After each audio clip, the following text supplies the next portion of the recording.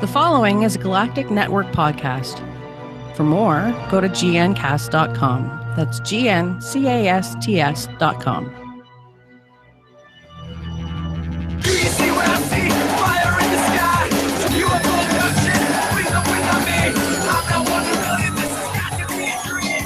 You crazy kid. There ain't no such thing as an alien. It's Thursday, September 8th, 2016. Welcome to the Alien Invasion number 193, a Galactic Network podcast. I'm Dave Nelson along with Brad Ludwig. Hello, Brad.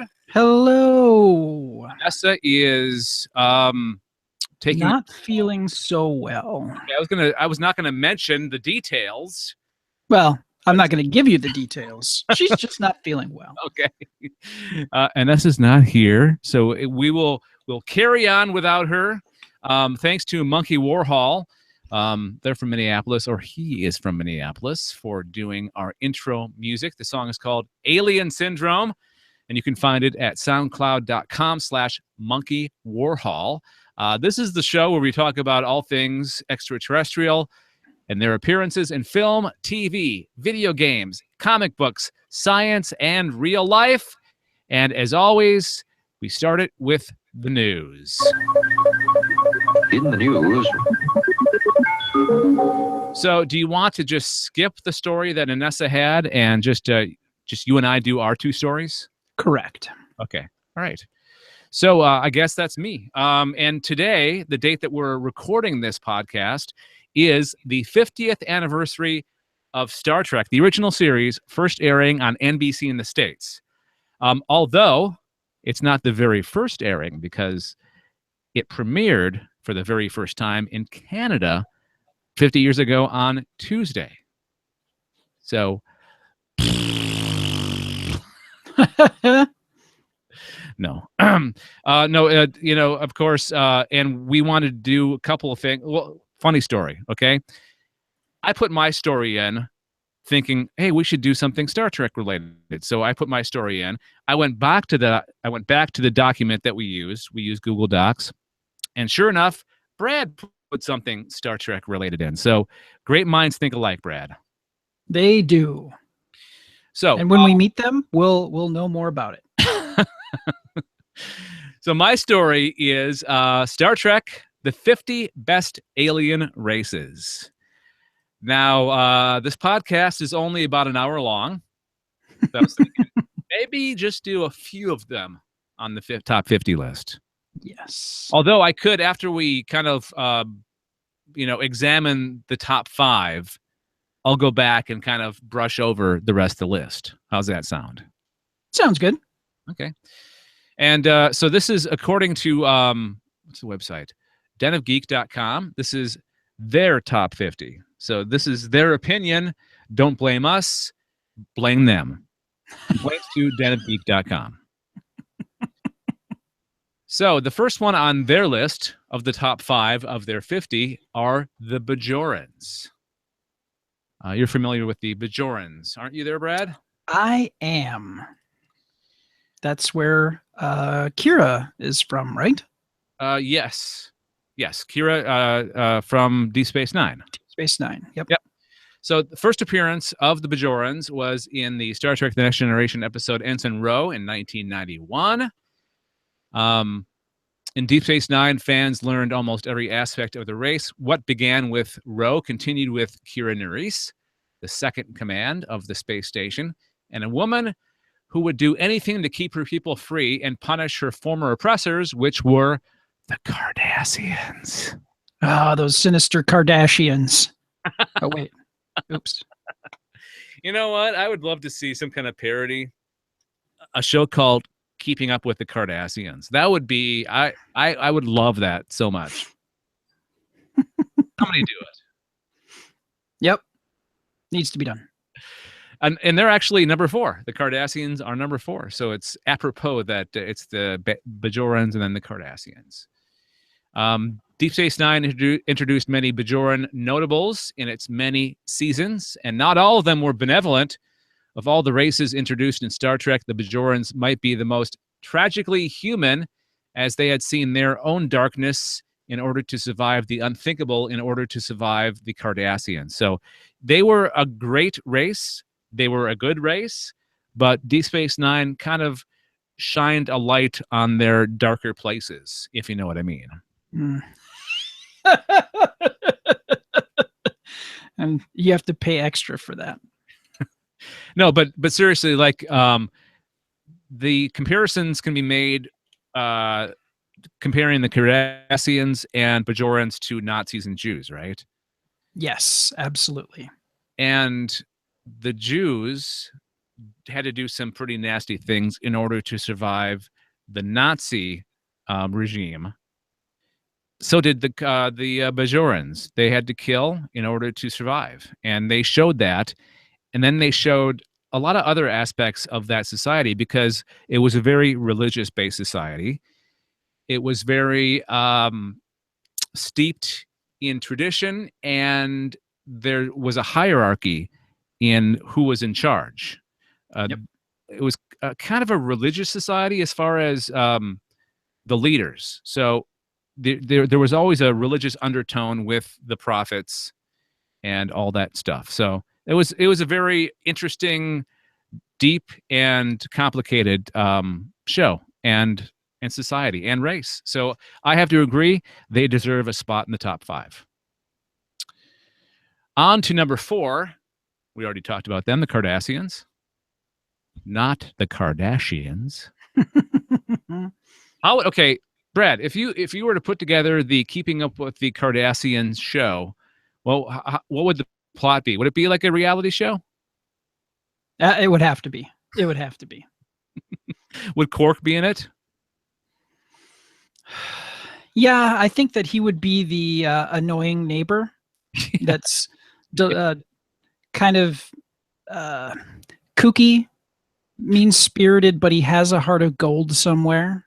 And I think that he would be that neighbor. He'd pop in, unannounced, like kind of like a Kramer, right? Yeah. I could just see him like sliding into the door. Yes. More to be on the show somehow too. Yes. Deep Space Nine was a great show, and they've started to show it on Space Channel here in Canada, and I love that. I mean, I could watch it anytime on Netflix, but it's nice to just turn on the TV and there it is once in a while, catch an episode.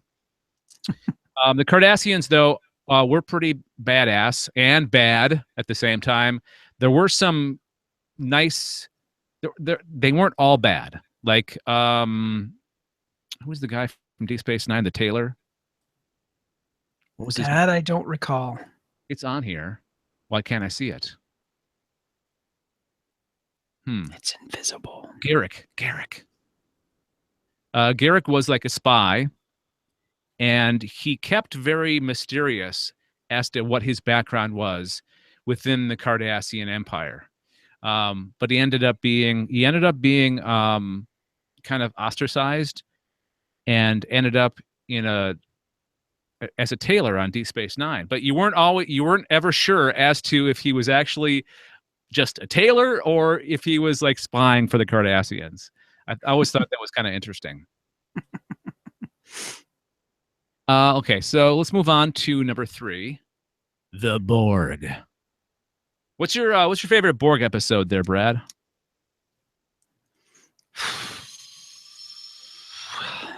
The one with what was his name? Charlie?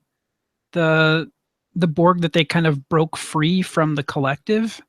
That was no. That was Hugh. Hugh, that's right. Yeah. Because I remember that scene. It was Geordi talking to Hugh, and Hugh said "you," and it was LaForge and it was Data with Hugh, and he's like "you," and Geordi was like "Hugh, Hugh, call him Hugh." You like that one the best, really?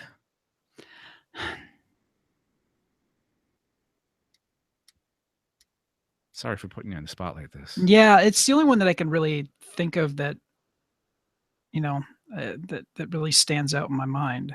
Not Q or Best of Both Worlds, Part 1 and 2? No. Okay. Because Best of Both Worlds Part 1 is where Captain Picard got assimilated by the Borg and Yep. became Locutus of Borg. Yes. And for those that don't know how the Borg work, they basically take humans or whatever species they find along the way and strip them of their individuality and connect them to a network of Borg. So you become part of the collective. And that's the scary part, is losing your own individuality and pretty much just ripping people away from their cultures and becoming like just mindless drones. And that's kind of a scary thought.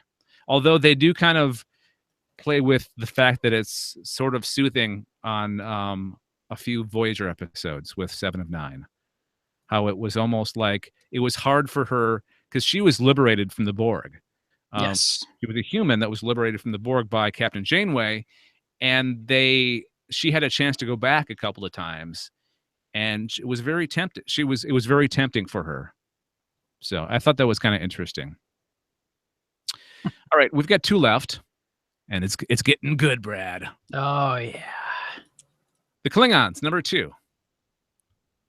Of course, classic villain, and it sounds like we're going to be seeing them in the new Star Trek series. That's going to be the main bad people. First appeared in Star Trek, the original series, Errand of Mercy, 1967.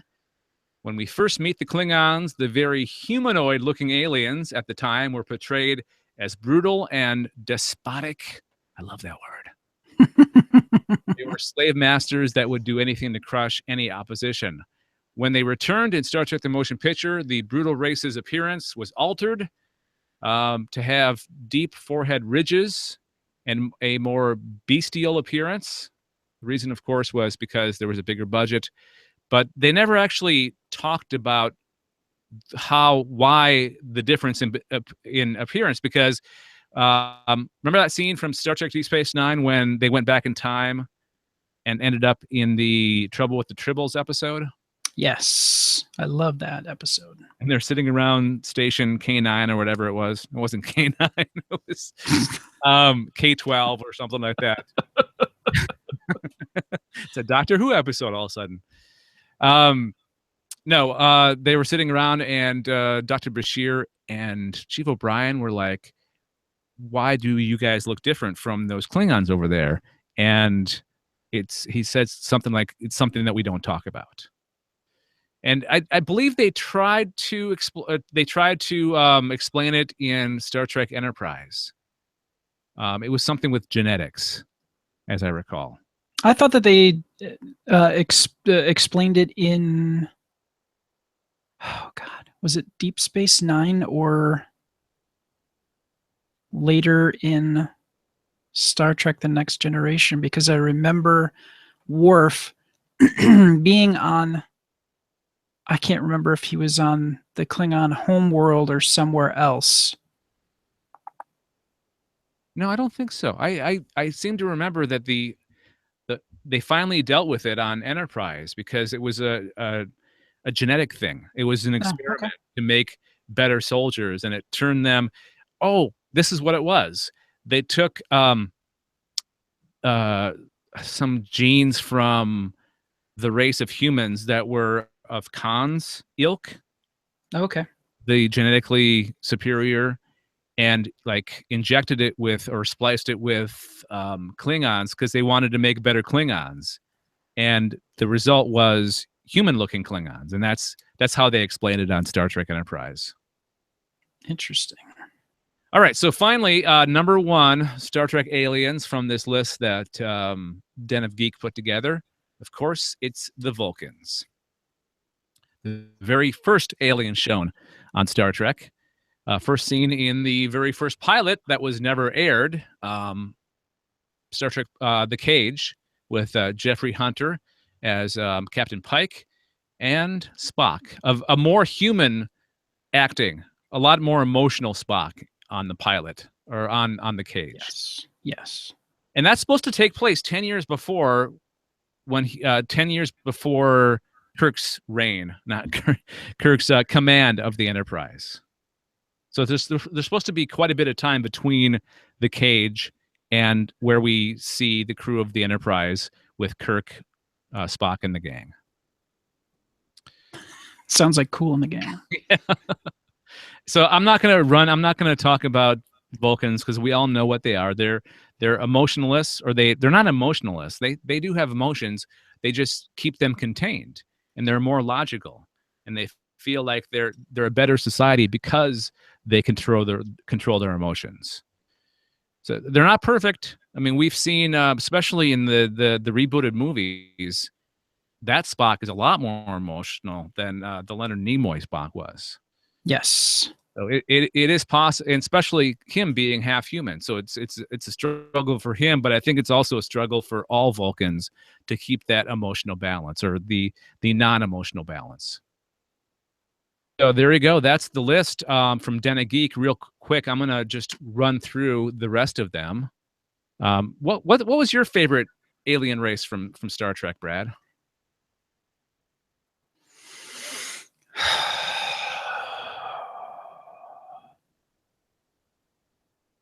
In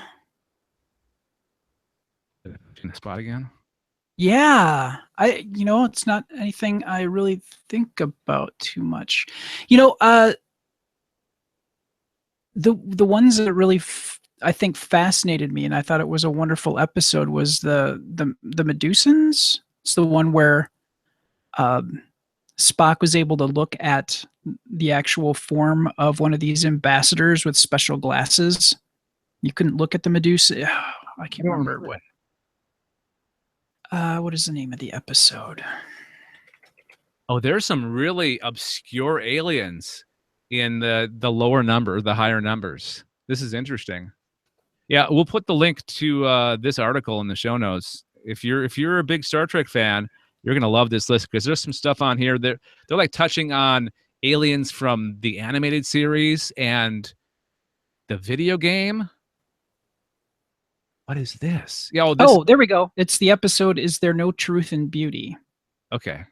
They were superior navigators. They had done away with physical form. They were energy beings. Oh, okay.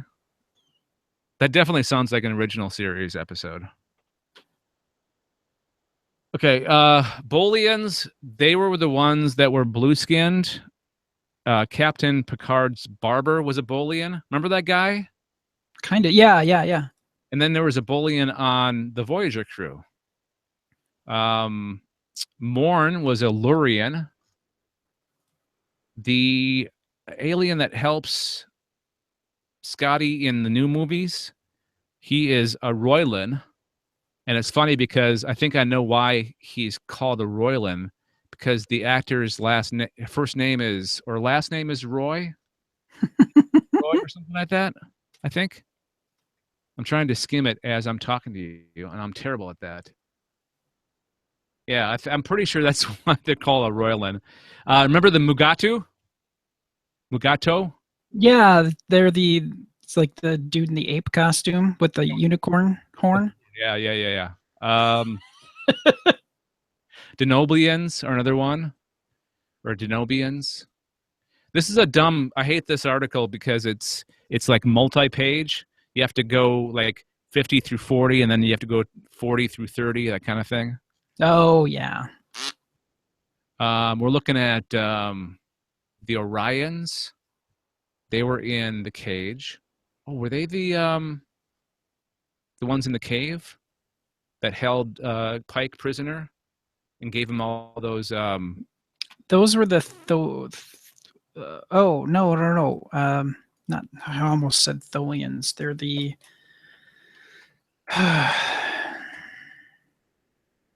Okay. While you look that up, I'm going to run through a few more here. The Vidians from Star Trek Voyager, they're the ones that had a genetic mutation that caused their skin to like fall. Like they were exposed to something like radiation. They had. Go ahead. Telosians. Okay, Telosians. All right. How about the salt vampire? Remember that? The Charon, they're the ones with the black on the one side and the white on the other. yeah. The Nausicaans, the Kazon, the Metrons. This is a great article. You got to check it out when we're done. Absolutely. We'll enjoy it. The Horta. Let's see. The Horta, here's a who? The Tellarites, those are the pig nose ones. Yes. All right, so I will end this. I could go on and on and on. But again, I'll put the link in the show notes. You can check out the complete list, the top 50 aliens from Star Trek from Den of Geek. Before we move on to the second story in the news, don't forget you can follow Galactic Network on Twitter, like our Facebook page, or subscribe to our YouTube channel. You can find links to all the social networks that we're on our website at gncasts.com. Also, if you'd like what you heard on this show, please consider helping us out financially by going to gncasts.com/support. On that page, you'll find links to our Patreon campaign where you can make a small reoccurring monthly pledge that helps us out to pay for things like the web hosting and the audio hosting, little things like that. Or click on our Amazon affiliates link, make a purchase, and we get a very small percentage from that sale back. Again, go to gncasts.com/support. All right, Brad, what is your news story this week on the alien invasion? Well, as we mentioned, it is also Star Trek related. All right. Now, this comes from, excuse me, this comes from space.com, and we're going to be talking about the Genesis device. You remember Star Trek, the motion picture, not the motion picture, Star Trek II, The Wrath of Khan? Yep. And the the core bit of this whole thing was the Genesis device, and that's basically a projectile, like a missile or something like that, that would strike a barren planet and would actually create life on it. So they could turn an inhabitable planet, terraform it, and be able to move onto it, but it had problems. So anyways, here we go. Could a Star Trek-like Genesis device transform alien worlds? A theoretical project could help to turn marginally habitable planets into rich environments capable of hosting microbes, a new page argues. The project is reminiscent of a fictional machine called the Genesis device, which appeared in 2 1980 Star Trek films. Yeah, they mentioned it in the third one as well. But the author told Space.com that the resemblance is mostly coincidental. In the film The Wrath of Khan in 1982, the Genesis device was accidentally deployed. It wasn't accidentally deployed. Well, I mean, it was deployed by Khan, who wanted to destroy everything. Yeah. Oh, he wanted to destroy Kirk. That's why he Yes. set it off. And all the materia in the Mutara Nebula made the new Genesis planet. Yeah. And created a whole new planet in a time span of just days or weeks. The real world device would be used to plant terrestrial life forms on an existing planet that has some of the ingredients of habitability, but not all of them. An idea for a sort of real world version of that fictional device called the Genesis Project is described in a new paper by Claudius Gross. That's a great name. Yeah. Sounds very sounds like a Roman emperor. Yeah, he does. But this one is a professor who studies complex system theory and simulated robotics at the Son of a bitch. Goethe University, Frankfurt in Germany. Okay, there we go. In the new paper, Gross argues that it would be possible to terraform planets, effectively make them more Earth-like, using robotic probes that would carry terrestrial organisms and deposit them on the surface of an alien planet. Upon deployment, a probe would send down nano-size re-entry capsules that would carry an array of terrestrial organisms. Ahead of deploying it, scientists would decide which terrestrial organisms might be best suited to the chosen planet's particular environment. Over time, the scientists would watch how the planet reacts to the arrival of the new organisms. Of course, once a real-world planet is seeded with life, things won't play out the way they do in the movie. The search for Spock in 1984, the evolution the movie, The Search for Spock, evolution will proceed at a normal pace. And unlike the film, the planet wouldn't age rapidly either. So you wouldn't see a child that was just born turn into an adult in a matter of days, like Spock did. Yeah. Gross added that he thinks the technology needed to send the terraforming probes to other planets should be available in 50 to 100 years. But he said his outlook will be influenced by the success of a project called Breakthrough Starshot, which we talked about earlier. I think we talked about it a few months ago, which aims to send postage stamp-sized probes to the star system nearest to Earth, using a massive laser to kickstart the probe on its journey. The Starshot project was just announced in April. There we go. Its leadership includes famed physicist Stephen Hawking and billionaire investor Yuri Milner. As described in the paper, two of the reasons that Gross feels the device could be feasible at some point are the success of exoplanet searches in finding small rocky planets that could have some characteristics that make them potentially hospitable to life, and early stage studies on robotic interstellar travel, including the Breakthrough Starshot proposal. However, it is unclear when a device like the one described by Gross could be ready, as much of the work in these fields are in their early stages. Should Genesis be deployed, Gross acknowledges an ethical dilemma, with the situation. If some form of life already exists on the planet, something the scientists who launched Genesis didn't notice, it's possible the newly introduced life forms would wipe out the native life forms. Gross's research has been accepted in the journal Astrophysics and Space Science and is available now on the pre-publishing site Archive.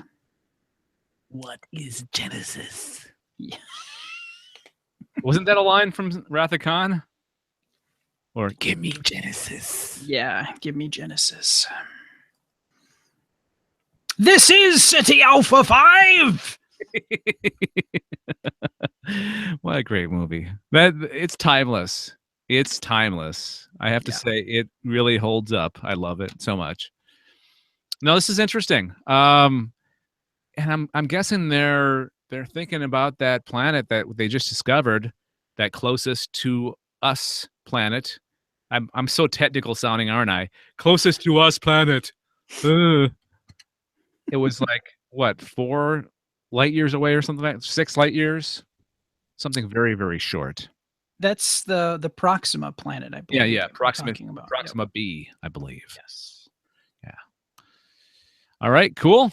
That is awesome. So a couple of Star Trek things there, and I can tell you we have one more in the form of my my recommendation coming up. So you get that to look forward to. Woohoo! So hey, what's that in the sky? Is that a bird? Is it a plane? Please identify the craft you witnessed. A black, triangular, three-dimensional shape, huge, just flying, hovering in it. Shaped like almost like between an egg and like a teardrop. 2 long cylinder objects flying over me. It had a dome. I could see the occupants in it. It appeared to be rotating, and it was circular in a disc shape, and it hovered for maybe about 5 minutes. This is the portion of the Alien Invasion podcast where we talk about a UFO sighting or a close encounter with possible alien creatures. And continuing the theme, do you want to set it up, Brad? I'll let you set it up. I can. I believe that this is another sighting from our friend Paolo. Hello. And this is from, this happened in Rua, Zimbabwe in September 16th of 1994. On the morning of September 16th, 1994, teachers and school officials at the aerial school in Rua, Zimbabwe, were amazed when the school's students, aged approximately 5 to 12 years old, reported that a flying object had landed on the school grounds. The teachers at the school were in a meeting, so the 62 children were basically unsupervised while in the schoolyard on morning recess. The only available adult seems to have been one of the mothers who was operating the school. It says tuck shop. I'm not sure. Oh, a sort of snack bar where, okay, candy, snacks, and sodas are sold. Okay. According to some sources, UFOs have been seen in the skies over Zimbabwe for 2 days before the incident occurred. Rua is about 20 kilometers from Harare, the capital of Zimbabwe. It's funny. I stumbled over the word capital. And none of the other words that are native to that country. Ariel School is a private elementary school with students of mixed ethnic heritage. The children said that they had first seen 3 objects in the sky. These objects would disappear and then reappear in a different location. The objects moved closer and closer to the ground and finally landed in a brushy area adjacent to the schoolyard. This area had not been fully cleared yet and was off limits to the students. The object landed or hovered just above the ground in an area about 100 meters from the students. The children said that a small man, about 1 meter in height, appeared on top of the object. The little man, who is described as having a scrawny neck, long black hair, and huge eyes, walked a short way across the ground toward the students. When he noticed the children, he vanished and then reappeared at the back of the object. The object then took off and vanished. The smaller children were very frightened and cried for help. They believed that the little man was a demon who would eat them. Black African children have heard legends of Tokoloshes. That's a tough one. Tokoloshes. See, I would have just skipped that part and just said demons who eat children. Yes. Had wiser heads prevailed, I would have done so. Demons who eat children. The children ran to the tuck stop operator, but she did not want to leave the shop unattended, so did not go. This is just like a comedy of errors. Hey, there's a man in the back of the schoolyard. And no teachers are around. I'm worried about you little snots stealing candy bars. This was 1994, and that's very true. The late Cynthia Hine, known as Africa's foremost UFO investigator, investigated the case the next day. When she was first contacted, she asked the headmaster of the school, Colin Mackey, to have the children draw pictures of what they had seen. When she arrived at the school, he had about 35 drawings for her. The drawings were of very similar objects. This sounds familiar from last week. Dun, dun, dun. I swear by every hair on my head and the whole Bible that I am telling the truth. The headmaster affirmed that he believed that the students were telling the truth, and one little girl told Cynthia Hine that I swear by every head on my hair and the whole Bible that I'm telling the truth.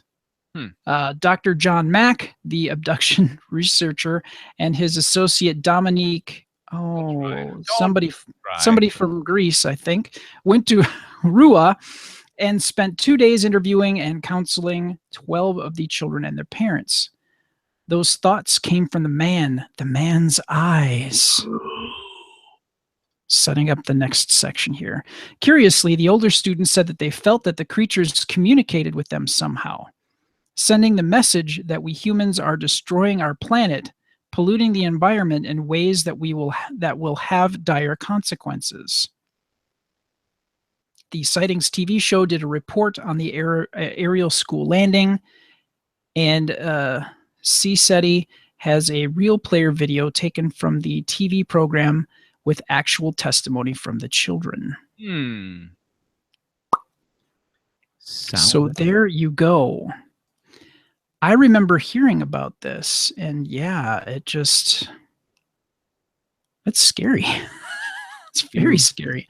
You understand why I took the sighting from Wales? Yes, I do. No, this is very interesting. I always love it when we get these sightings of the mass sightings, like the children. Like I believe the third one is from Australia, and I remember seeing that story as part of like other documentary series about UFOs. Oh, sure. Yep.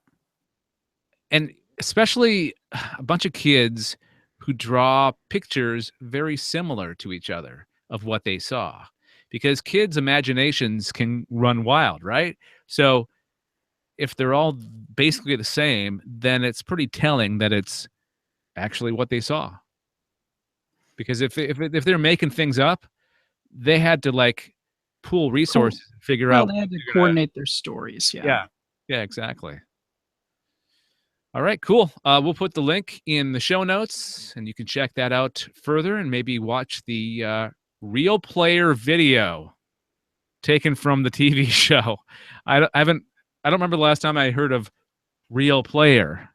That's like so old internet technology. Yeah. I didn't want to say anything, but yeah, that's. If you have any questions or comments about anything that we've discussed on this Galactic Network podcast, like the fact that there's still real players out there, email contact@gncasts.com. That's contact@gncasts.com. Leave a voice message by calling 805-328-3966 or go to gncasts.com/contact. We read, listen, and appreciate all your feedback. So bring it on. Hit us with your feedback. We'd appreciate it, really. All right, let's do our picks and warnings. These are things that we have watched, listened to, read, played, all alien, extraterrestrial related some way, and we do a flying saucer based rating system. And Brad, what do you got? What'd you bring? What'd you watch? Well, I watched somebody posted a behind-the-scenes documentary for Masters of the Universe from 1987. No. Yeah. So if you grew up in the 80s, you probably heard about He-Man and She-Ra.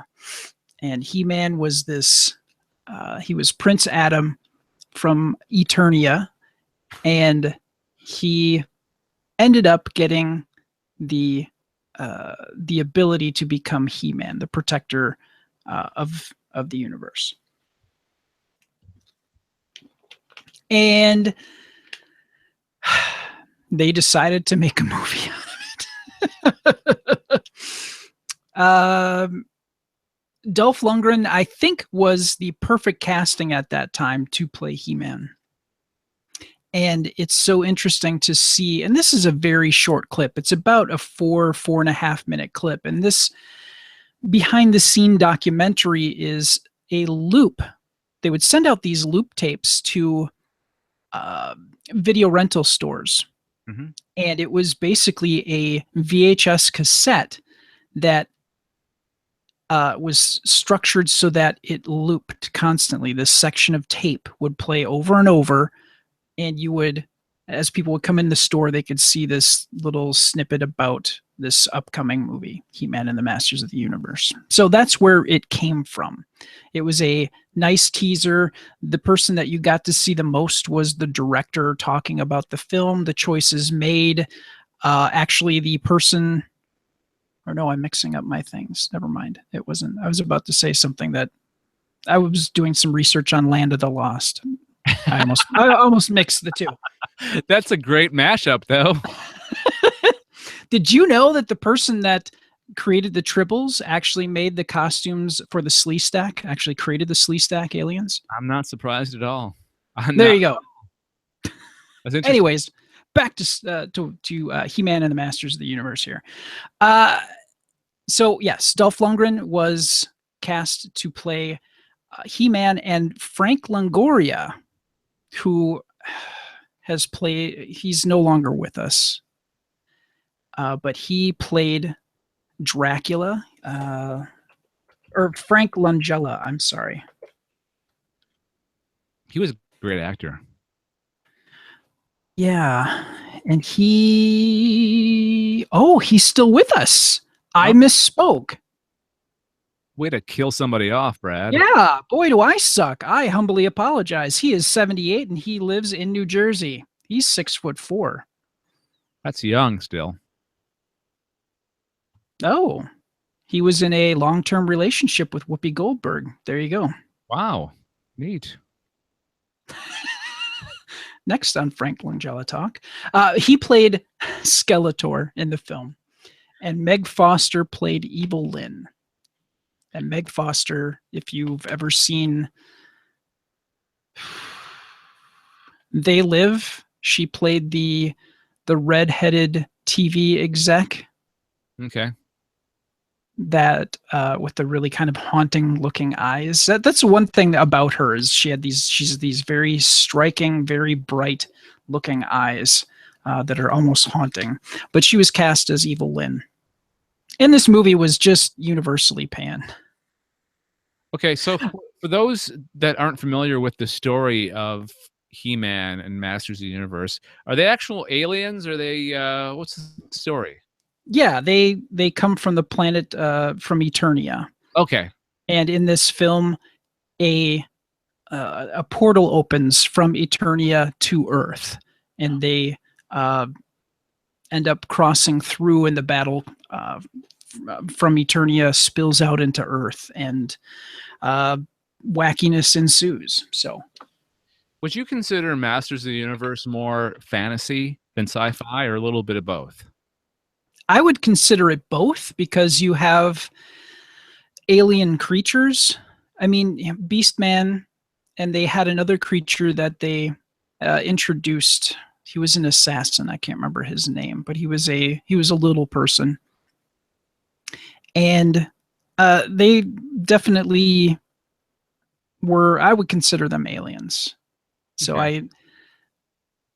Sci-fi fantasy is where I would place it. There are definitely fantasy elements to it.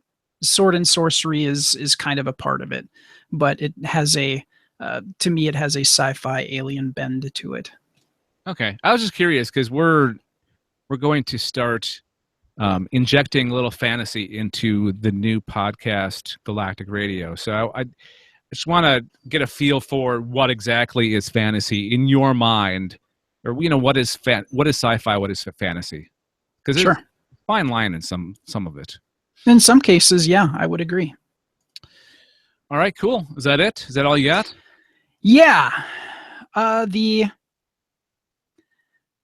actual short, I would give it 3 flying saucers. Ooh, okay. Maybe, yeah, I give it 3 Nice. out of 5. So do you think the short was better than the actual movie? I really I think so. Not gonna lie. So okay, so do you think it was like a former Blockbuster employee that took the tape home with them and then found it years later and thought, hey, let's digitize this sucker and put it up on YouTube? Yeah, I think so. I really do. Okay. Because I worked for a comic shop, and he would get promo kit. The owner of the store would get promo kits, and he would get. I think we got one of the video loops for Universal Soldier, the original Universal Soldier film. Cool. So yeah, that got to be a bit much after a couple of weeks. Played in a loop. But yeah, it was a definite thing that they did to try to help promote new films and things coming out. So obviously they don't do that anymore, but I mean, you could say that the successor to that would be like behind the scenes, like featurettes that you'd find on DVDs and Blu-rays, right? Sort of. Yeah. The concept and the execution, but definitely the same. It's just the medium that they end up on is just that it won't be that again. So, or you can find those things like if for those that still have cable, there are channels still around that if you go to the channel, they'll show both trailers and kind of behind the scenes stuff to promote movies that are like on pay-per-view or something like that. Oh, sure, yeah. So that's kind of the same thing. All right. So my pick this week is Star Trek related, as I teased a little while ago.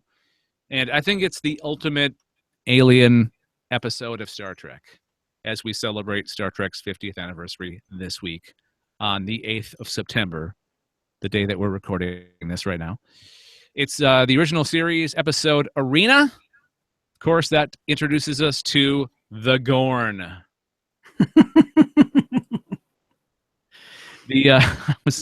Okay, so the backstory of this is we have a network here in Canada called Space.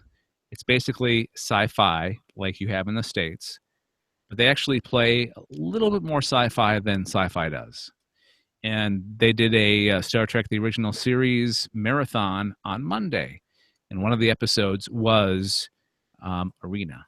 And I thought, you know what, this fell in my lap. I might as well use it as a pick, so I'm going to. Of course, I'm just going to run down in case you've never seen this episode, which I kind of, but it's possible that there's somebody listening out there that hasn't watched all the original series. Like my wife has not seen all the original series episodes, or haven't seen them for a long time. So when a reptilian alien race known as the Gorn destroys an Earth colony, the Enterprise comes under attack by the Gorn vessel. Captain Kirk soon gives chase to the Gorn ship, leading them into an unexplored solar system. Gradually and dangerously increasing speed, Kirk prepares to destroy the Gorn ship until another race of powerful aliens called the Metrons stops them and forces both captains to face off in mortal combat. The main purpose of this one-to-one duel is to solve the dispute. The winner will be released and the loser will be destroyed along with his ship and crew. But spoiler alert, didn't happen that way. So they both, the captain of the Gorn ship and Captain Kirk, both get transported to this like desert planet. And they have to find things in their environment to use to basically kill the other person. And there's all these like ingredients scattered about the rocks and the cliffs and all that. And Kirk figures out how to make, or he figures out that he can make gunpowder with all these ingredients. And you remember I can't think of that episode without thinking of West. Can you make a rudimentary lathe? Get off the line, guy. What I like about this episode is the the Enterprise crew gets to watch it happen, and Spock is going, yes. Like he's like, because Spock knows he's watching this and he figures it out before Kirk does. So he's like, yes.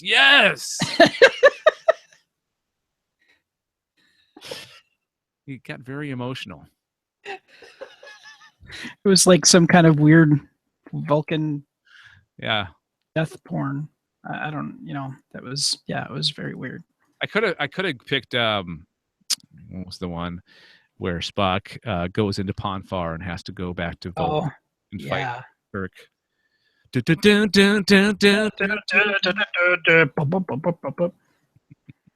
that was also during the marathon. So I could have picked that one. But no, I wanted to pick this one because it had the cheesy rubber suit. I mean, the guy that was in the rubber suit didn't look like he could see where he was going. Well, and just being out there, God, that had to be ungodly hot. Yeah, because it's in the middle of the desert. Yeah, I can't even imagine. You really have to love your craft as an artist and an actor to endure that, because wow, I couldn't imagine. Because back in those days, they don't have the lighter materials that we have now. I can only imagine how torturous that was. Literally a rubber suit. Yeah. All right, wow. So I'm gonna give this. What the hell? I'm gonna give it 5 out of 5 flying saucers because it's not the best episode of Star Trek. It's not even the best episode of TV, period. It's classic Star Trek. classic cheese, and we are celebrating Star Trek, damn it. So I'm going to give it 5 out of 5 flying saucers. As well you should. All right, those are our picks. We'll have the links to them in the show notes so you can enjoy them as well. If you'd like to chat with Brad as he's making a sandwich sometime with his phone next to him in the kitchen, that happens. It does happen. You can sign up to join our Slack team, our Slack channel, whatever you want to call it, by going to gncasts.com/signup. That's gncasts.com/signup. You might get to chat with Brad. You might get to chat with me or anybody else on the Galactic Network or other listeners or guests that we've had on our various shows. It's pretty cool. To Slack or into chatting, it's the perfect thing. Again, gncast.com/signup. For more on this podcast, including the show notes, contact info, and more, go to gncast.com/aliens. And you can subscribe to this Galactic Network podcast by going to gncasts.com/subscribe or search for iTunes, Stitcher, Google Play, or anywhere else podcasts are offered. All right, thank you for joining us, everybody. Final thought, Brad, what do you got there?